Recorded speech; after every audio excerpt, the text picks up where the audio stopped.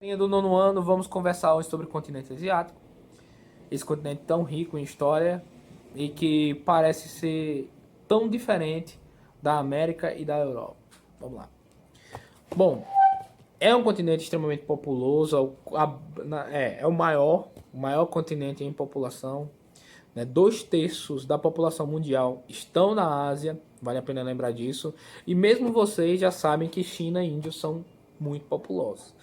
Ambos os países eles têm juntos 4,5 bilhões de habitantes, o que já seria 61% da população mundial. Isso até 2018, né? A gente não sabe como é que está a situação. Eu não sei, na verdade. Né? A tendência é que esteja mais, porque os nascimentos lá são muito altos. Eles não são como a Europa, que tem uma população mais velha, com exceção do Japão. O Japão tem muito mais indivíduos velhos, tá?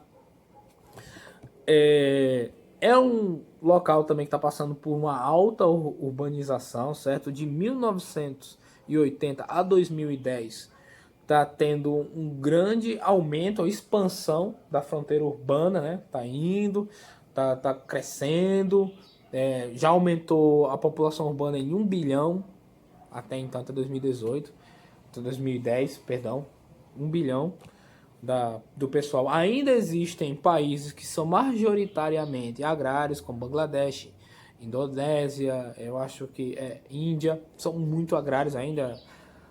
Bangladesh e Índia, eles ainda passam de 60% de região agrária, só para que vocês saibam, tá? E para vocês terem uma ideia de como cresce rápido a urbanização, a Europa ela demorou cerca de 150 anos para passar de 50%, né? Alguns países de lá. Enquanto que na China, em 50, 60 anos, já estava população praticamente na área urbana. Né? Menos da metade do tempo. Claro que a gente está falando só de um país e lá a gente leva em conta o continente todo. Né? E, claro, 17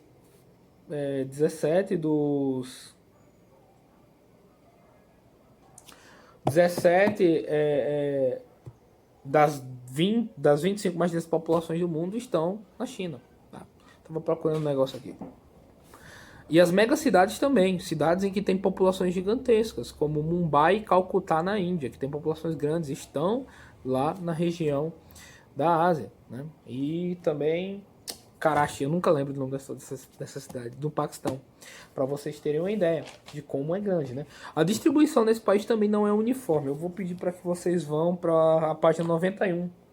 Vai estar lá um mapa com um exemplo de densidades. E vocês vão ver que China, Bangladesh e Índia vão comportar uma grande população, vão ser muito densos. Claro que vai ter motivos para serem assim, mas eu quero que vocês olhem. A área montanhosa do Japão também.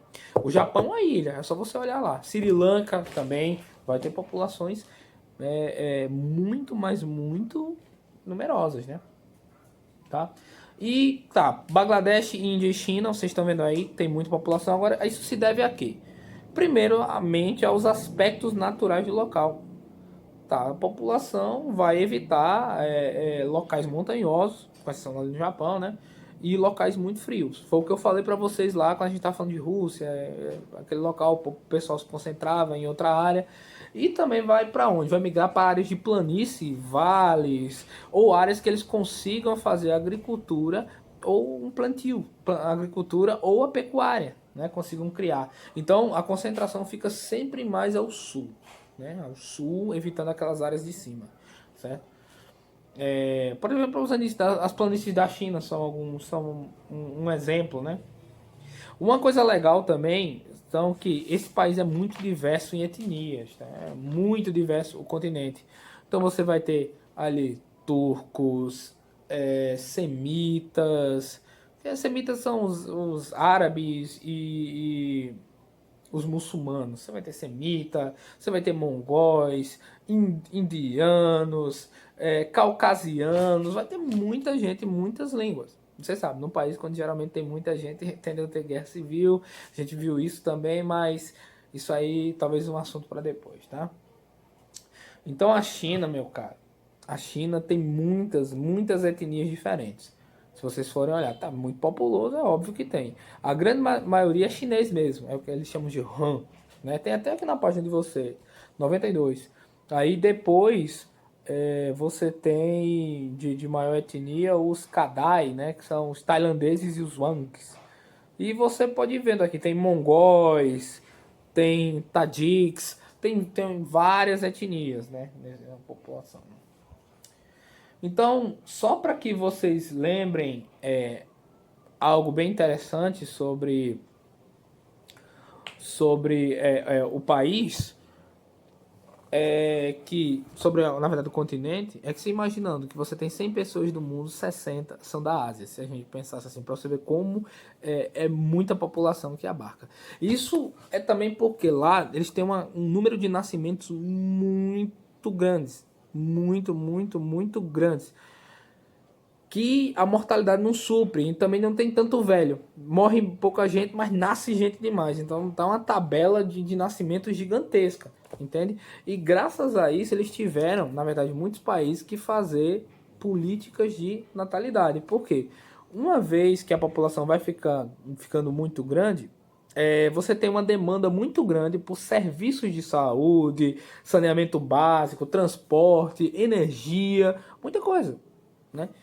Então, qual é o jeito de se adaptar? Seria fazendo uma política de natalidade. Aí vem várias e várias coisas, né? Por exemplo, a Índia, ela esterilizou muito da sua população jovem de mulheres, aquelas que não têm um alto poder aquisitivo, né? Aí, para atenuar essa expansão que estava correndo, expansão demográfica, né? Para diminuir a população. Tem diminuído, mas o gráfico continua subindo porque morre pouca gente, tá? Então o gráfico de população ainda é grande. Mas a tendência natural é que ele caia um pouco depois. Já a China tem aquela política que eu acho que todo mundo já ouviu falar um pouco, que é a política do filho único, né? Tipo assim, se você tá na China, você só pode ter um filho. Se você é um casal, só um filho. Se você tiver mais, você vai sofrer multa ou, em alguns outros casos, pode perder regalias do governo, algum benefício que você tem do governo, vai sofrer preconceito porque vai ser mal visto pela população, tá? Então, é gravíssimo. Em algumas situações, alguma galera, acho que se for funcionário público, pode perder até o emprego, só por ter 2 filhos.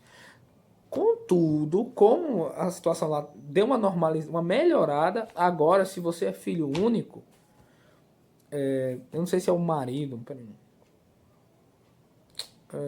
Não, quando qualquer um dos cônjuges é filho único, por exemplo, quando o homem ou a mulher é filho único, eles podem ter 2 filhos, só nesse caso. Isso para tentar diminuir essa curva que tem para a população chinesa, né, galera? E é isso. Eu acho que esqueci de falar das monções no outro vídeo, mas já tá ficando com 10 minutos, eu vou deixar o vídeo assim.